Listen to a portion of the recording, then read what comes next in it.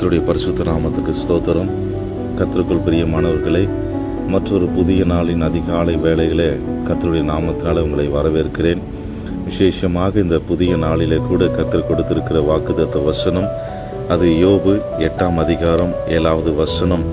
உம்முடைய துவக்கம் அற்பமாய் இருந்தாலும் உம்முடைய முடிவு சம்பூர்ணமாய் இருக்கும் என்றார் என்பதே.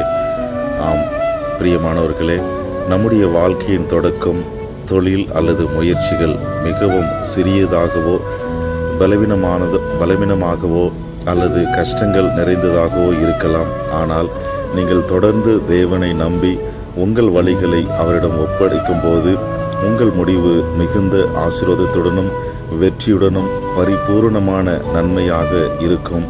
அது மாத்திரமல்ல, மனிதனின் வாழ்க்கை ஆரம்பத்தில் கஷ்டமாக தோன்றினாலும் கடவுளுடைய கிருபையும் நீதியும் உங்களோடு இருக்கும்போது உங்கள் எதிர்காலம் மிக சிறப்பாகவும் செழிப்புள்ளதாகவும் மாறும்.